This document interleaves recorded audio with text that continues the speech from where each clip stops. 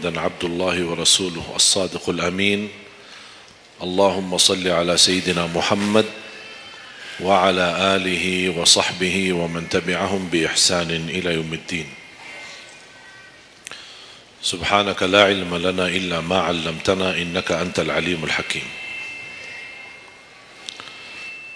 Alhamdulillah, syukurillah, masih diberikan oleh Allah Subhanahu wa taala kesempatan kita bisa bertemu, silaturahim, sama-sama kita belajar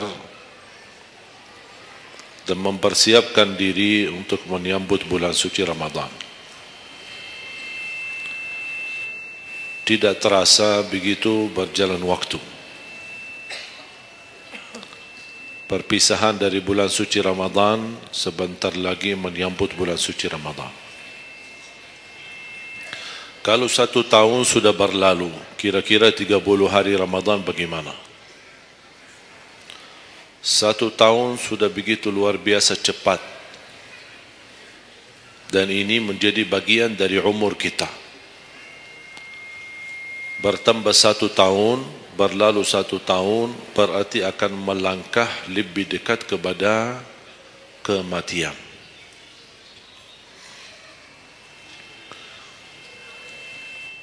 Sebenarnya bukan berapa usia kita, tapi apa isi usia kita.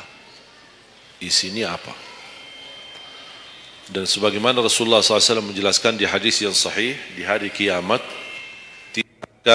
tidak akan tergeser kaki seorang sambil ditanya oleh Allah 4 pertanyaan. Berarti kita akan menghadapi 7 pertanyaan. 3 di kuburan, menghadap mungkar nakir, man rabbuka, ma dinuka, man nabiyuka. Yang tersisa 4 nanti di hari kiamat, sebelum dimulai hisab,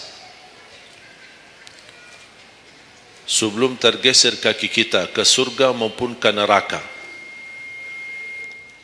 ditanya oleh Allah Subhanahu wa taala 4 pertanyaan.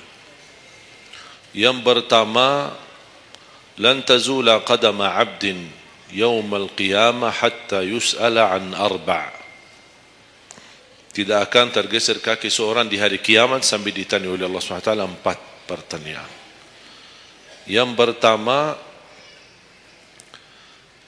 an umurihi fima afnah. Umurnya apa yang kamu lakukan? Allah tidak akan tanya berapa usiamu, tapi apa yang kamu isi dalam usiamu. 60, 70, 100 tahun, kurang, lebih, Allah tidak berdulikan berapa usia kita. Bahkan banyak para sahabat ketika ditanya usiamu berapa, dia menjawab usia saya 10 tahun. Padahal sudah tua, sudah di atas 50, ada yang di atas 40. Tapi kenapa begitu ditanya soal umurnya dia menjawab 10 tahun? Ternyata mereka menghitungkan usia yang sebenarnya adalah usia yang terisi taat. Masa jahiliyah, sebelum datangnya Islam, mereka menganggap itu semua usianya sia-sia.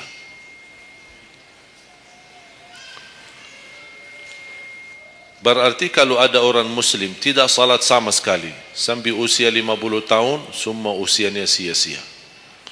Karena tidak ada ibadah satupun yang diterima kalau tidak pernah salat.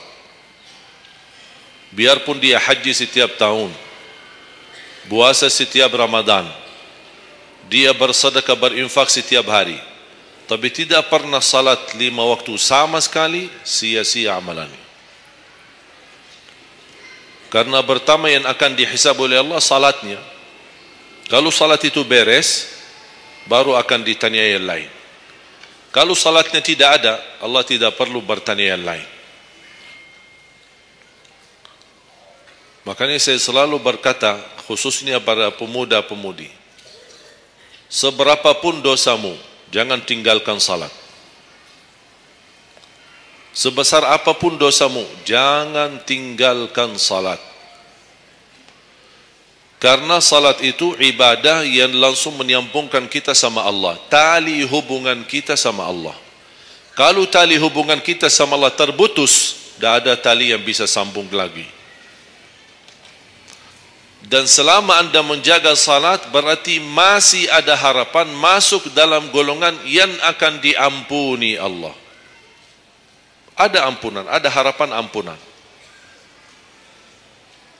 Tapi kalau tidak salat, terus bagaimana Allah ampuni kalau tidak mau bertaubat? Banyak orang berkata, saya malu. Atau dia merasa ada bisikan di hatinya, buat apa lo salat? Ngapain? Perilaku kamu aja tidak benar, sama orang tua aja tidak benar, dosamu tidak pernah henti-henti, percuma salat, tidak usah. Itu ingat bisikan syaitan. Karena syaitan ingin semuanya sekali-kali rusak. Kalau berbakti baik belum sempurna, masih banyak dosa maksiat, banyak kerusakan yang lain, tapi masih terjaga salatnya, ada harapan diampuni dosanya. Jangan sampai syaitan berhasil menggoda kita sekalian tidak salat. Oh, sudah hancur, sudah rusak yang lain, ditambah lagi parah, tinggalkan salat. Atau ada orang taubat, selama dia tidak salat, lancar, beres, aman, tidak ada apa-apa. Begitu dia taubat, dia merasa sedih, menyesal, dia mulai menjaga salatnya. Hilang motornya, kehilangan kerjaannya, diuji sama Allah SWT dalam rumah tangganya. Setan datang, coba, kamu aja dulu biasa-biasa aja, tidak pernah ada ujian. Begitu anda mulai salat, ada ujian. Ngapain? Udah berhenti aja salat, nanti kembali beres. Berhenti salat. Pas begitu dia keluar masih kehilangan motor. Ya Allah, gimana? Saya selama ini tidak pernah salat, tidak pernah hilang motor. Begitu saya mulai salat, malah hilang motor saya. Datangnya setan di situ. Coba kalau kamu tidak salat, tidak bakal hilang motornya. Akhirnya dia merasa nyesal, dia berhenti. Berarti niatnya bukan taubat. Niatnya salat, ya Allah mohon aku salat tapi Allah jaga motor aku ya. Itu niatnya. Bukan salat karena Allah, tapi salatnya karena terjaga motornya. Itu beda niat. Berarti ketika kita berlaku ibadah, melakukan sesuatu ibadah, tapi ada ujian yang masuk, jangan anda salahkan ibadahnya, tapi salahkan niatmu. Ada apa dalam niatmu? Pasti ada salah niat.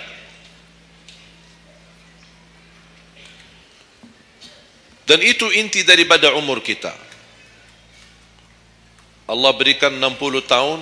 Kemarin saya hitungkan, kalau standar umur umatku kata Rasulullah kan 60 sampai 70. Itu kira-kira kurang lebih. Ada yang lebih tua, lebih panjang usianya, ada yang lebih muda. Tapi standar kata Rasulullah SAW, a'maru ummati baina 60 wa 70. Standar umur umatku antara 60 sampai 70. Ada yang melebihi dari itu, tapi sedikit sekali dibanding yang lebih muda. Saya kemarin hitungkan 60. Apa yang kita lakukan di dalam usia 60 tahun. Dari lahir sampai balik. Sampai tahun berapa? 15? Kita sepakat 15? 15 tahun. Berarti sebelum balik belum taklif. Sebelum balik belum taklif. Haji boleh tapi tidak wajib, karena syarat haji harus balik. Syaratnya harus balik, walaupun diperintahkan, dibiasakan untuk melaksanakan salat. Tapi anggaplah bedun taklif, belum ada taklif, belum ada kewajiban, berarti 15 tahun itu sia-sia. Dipotonglah dari 60, berapa sisa? 45. Tidur sehari berapa jam? 8. Boleh kita sepakati angka 8? Ya kita bicara standar. Katanya menurut kesehatan, tidur yang normal dan pas dan cukup adalah 8 jam. Anggaplah 8 jam tidur. Ada yang tidur 12 jam. Ada yang tidur bangun, salat tidur bangun, salat tidur bangun. Kalau hari libur, dia tidur, tak capek tidurnya. Begitu bangun, ya Allah begal badan saya, tidur lagi.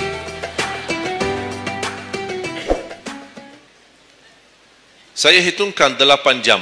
8 jam dalam sehari berapa kalau dibagi? Dalam sehari. Sehari berapa jam? 24 jam. 8 bagiannya berapa jadinya? Sepertiga. Sepertiga sehari tidur. Sepertiga 60 tahun berapa? 20. 20 tahun ngapain? Tidur. 20 tahun cuman kerjaannya tidur. Mulai dari 8 jam. Coba, memang terlihat angkanya tidak terlalu besar. Tapi kalau dihitung dalam usia 60 tahun, 20 tahun tidur. Ditambah 15 belum taklif, jadi 35. Tersisa berapa dari 60? 25. Cari nafkah dan rezeki. Kerjaan, standar kerja, jam kerja berapa jam? 8. Berarti 60 tahun berapa jam? Berapa tahun kita kerja? 20 tahun. 20 tahun cari menjadi kaya. Tapi 20 tahun masih stres. Tak jadi kaya-kaya. Masih bermasalah. Ditambah habis 20 tahun pensiun, tambah hutang. Belum lagi hutang sana sini. Sekarang semua serba hutang. Dan yang aku heran, kenapa orang Indonesia suka berhutang? Ada masalah sedikit hutang. Sekarang HP cicilan bagus-bagus. Begitu saya kemarin diajak sama teman foto, saya lihat HP ini, Masya Allah HP yang terbaru ini. Maaf Pak, cicilan. Jadi jangan ditipu, jangan tertipu ketika anda melihat handphone baru sama orang, langsung anda baik sangka barangkali cicilan. Tak ada yang sanggup cash. Cash itu 12 juta sampai ada 15 juta. Bawa mobil yang mewah, cicilan. Begitu pindah rumah, cicilan. Jalan-jalan besok juga nikah, cicilan. Semua serba cicilan. Dan terpengaruhi dengan promo. Promo sana, sana ini, ada ini, non persen, non ini, apa, sini beli satu, dapat satu. Dan semua serba hutang. Tanpa kita sadar, tidak sadar, memang mudah kita awal-awalnya berhutang, tapi begitu sudah jatuh tagihannya, pusing. Memang hutang ini bikin aku stres. Ada orang minta sama saya amalan. Ada enggak amalannya supaya saya bisa mengatasi masalah hutang ini? Saya bilang mudah amalannya, jangan berhutang lagi. Udah. Sudah selesai. Hutang itu di dalam Islam dibolehkan kalau sudah benar-benar keadaannya darurat. Sudah tidak ada solusi, tidak ada jalan, tidak ada yang bisa bantu, tidak ada yang bisa menolong. Akhirnya terpaksa, dan hati-hati dari riba. Jangan terpaksa nanti beralasan, ya Allah saya terpaksa menggunakan pinjaman bank tapi riba. Pinjam 100 juta kembalikan 120 juta. Dosa besar. Masih lebih ringan dosa zina sama ibu daripada terima uang riba. Nauzubillah min zalik.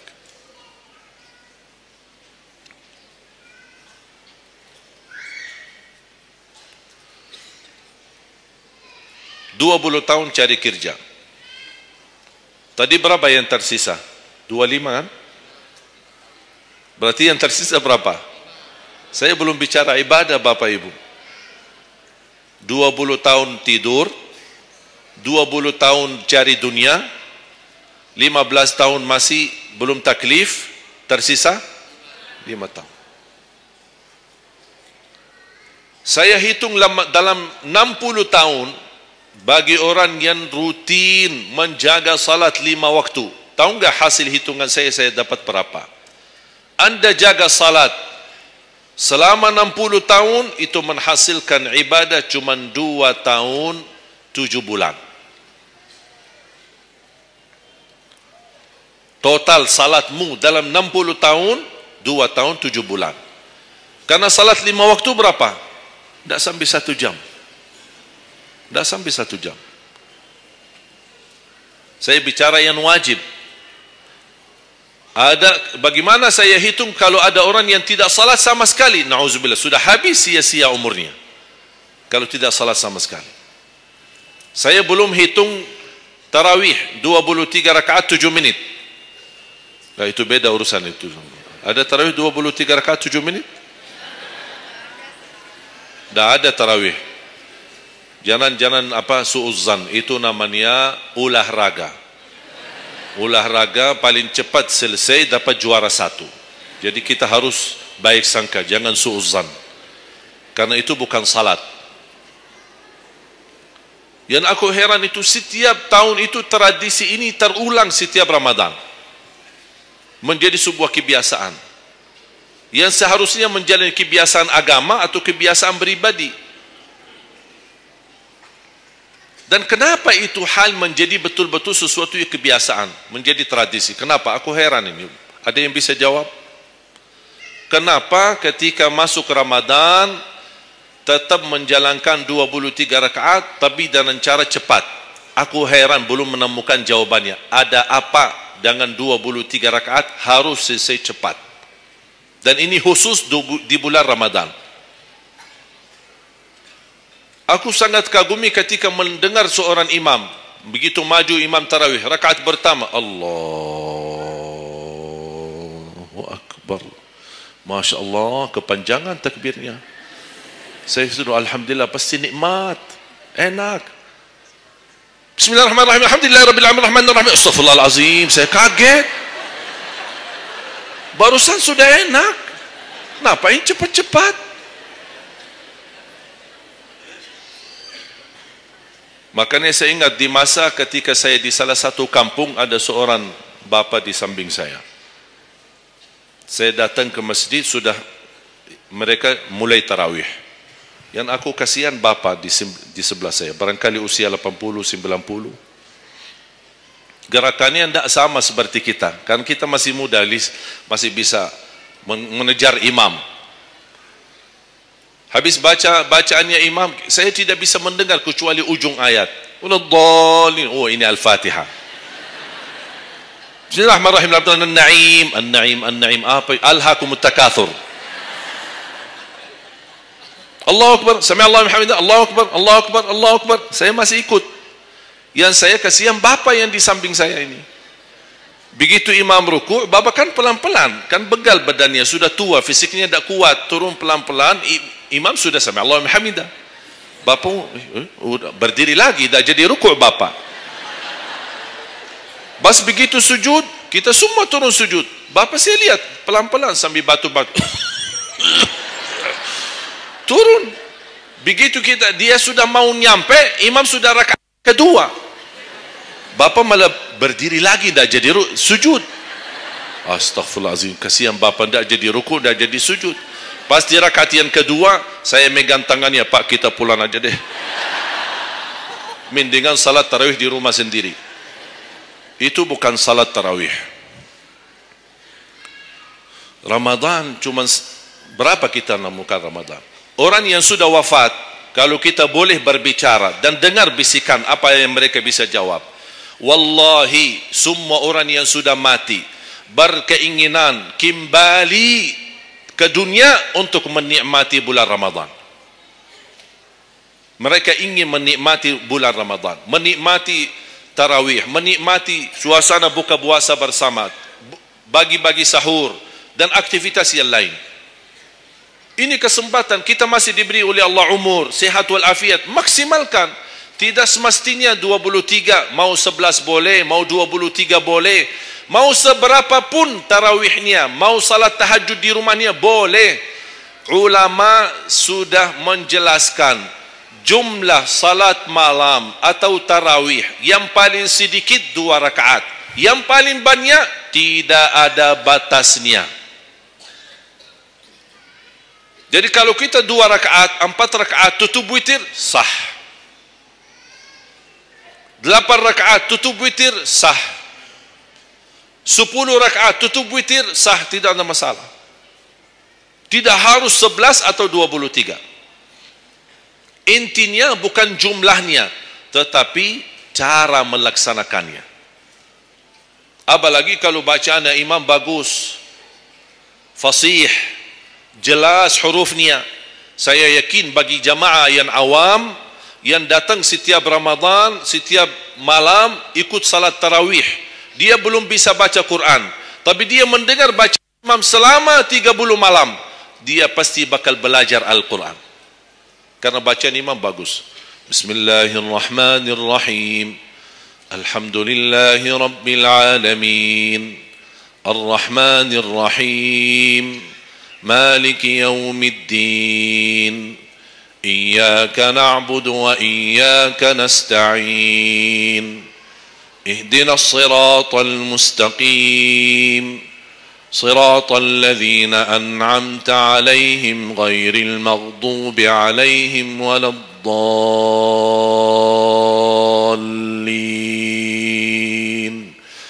آمين.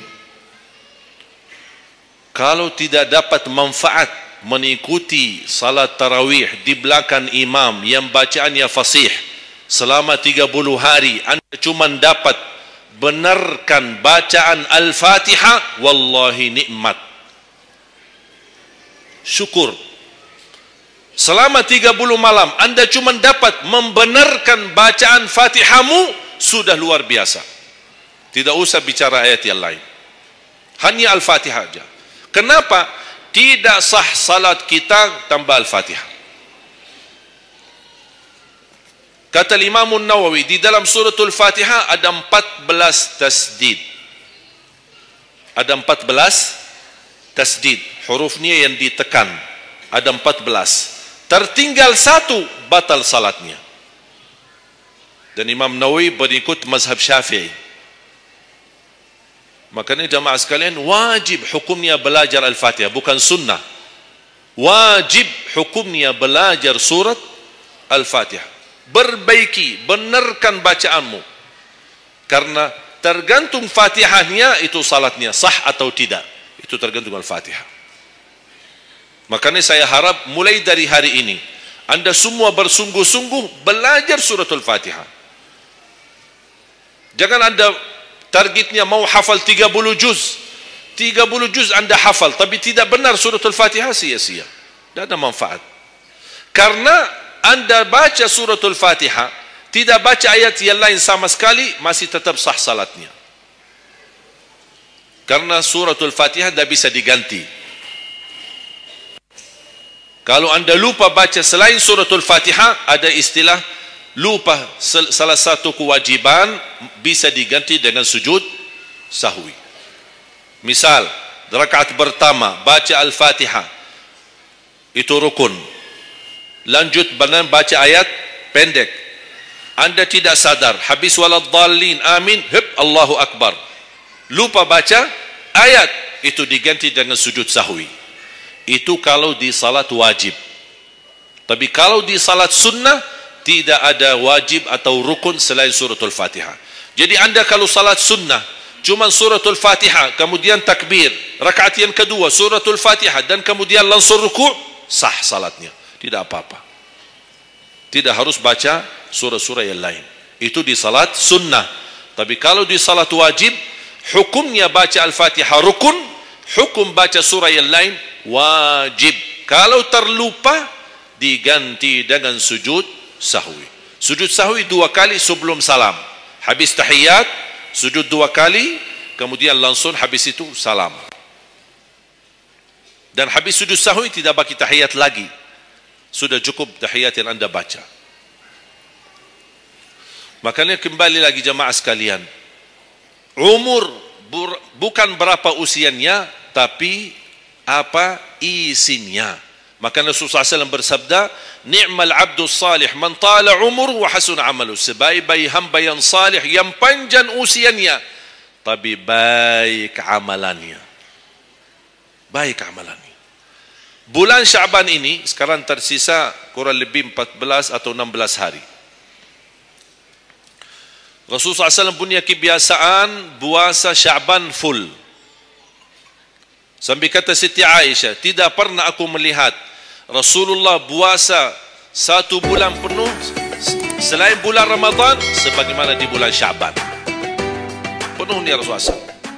Bukan nisfu. Setiap datangnya Syaban ditanya nisfunya. Mana nisfu Syaban? Nisfu. Full Syaban. Puasa saja. Di awal boleh, di tengahan boleh, di akhir boleh. Yang tidak boleh, yang tidak pernah puasa Syaban, pas begitu berakhir, mau mendekati Ramadan, seminggu terakhir atau 10 hari terakhir, itu ada sebagian ulama berkata makruh. Kalau sudah 2 hari terakhir bulan Syaban, Anda tidak pernah ada puasa sebelumnya, itu dianggap oleh ulama haram. Apalagi kalau sudah jatuhnya di hari keraguan, hari ragu-ragu, kemungkinan ini bisa hari terakhir, kemungkinan bisa masuk Ramadan, isbat Ramadan. Termasuk ibu-ibu dan jamaah sekalian yang masih punya hutang, segera lunasi hutangnya. Jangan begitu sudah mendekat puasa, Anda punya hutang 7 hari, tersisa bulan Ramadan 5 hari. Syekh, apa? Aku punya hutang 7 hari, sedangkan yang tersisa bulan Ramadan itu tinggal 5 hari lagi mau masuk Ramadan. Aduh, 1 tahun tidak pernah tanya. Begitu sudah mepet baru cari jawabannya. Itu karena hukuman nanti. Tetap diganti puasa yang dari tahun yang lalu. Tetap bayar hutangnya dan kena denda setiap hari kena fidyah.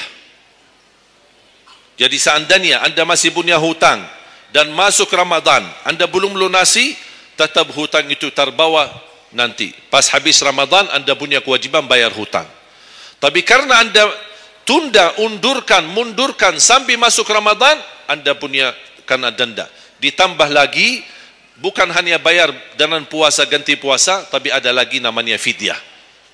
1 hari 1 orang miskin. Diberikan kecukupan makanan. Makanya kembali lagi, yang punya hutang segera lunasi hutangnya. Masih ada kurang lebih 15 atau 16 hari. Jangan sia-siakan umurmu.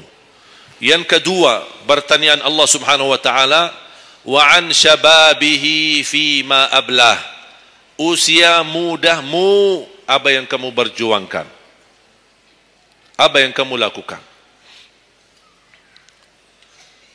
Pertanyaan saya kepada jamaah, usia muda apakah bukan usia dari umur?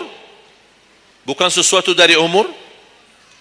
Usia muda bukan sebagian dari umur? Dari total umur bukan? Dari total umur. Tapi kenapa Allah bertanya soal umur secara total dan ditanya lagi soal usia mudahmu? Kenapa? Padahal kan sudah cukup Allah tanya tandaan umurmu, ditanya lagi tandaan usia mudamu. Kenapa 2 kali ditanya? Allah tidak mencukupi dengan pertanyaan umur, total umur kita, tapi Allah menambahkan lagi, itu menjadi beban bagi seorang pemuda. Allah bukan akan tanya total usia umurmu, tapi akan Allah tambah lagi pertanyaannya, apa yang kamu lakukan di usia mudahmu? Usia muda itu sangat, menurut saya sangat sensitif. Anak muda yang taat, istiqomah di sisi Allah lebih baik daripada yang tua yang taat. Sekali lagi, dan yang tua-tua jangan tersinggung ya. Yang muda yang taat, istiqamah di sisi Allah lebih mulia daripada yang tua yang taat. Sama-sama taat, tapi kenapa yang muda lebih mulia? Karena godaannya lebih besar. Kalau yang tua, nah, apa yang mau digoda? Habis sudah. Tidak ada fisik, tidak ada tenaga, tidak ada apa. Kalau yang muda banyak godaannya. Pandangan matanya, telinganya, hawa nafsunya, sahwatnya, fitnah sana sini. Mudah digoda, anak muda. Makanya Allah berikan kemuliaan.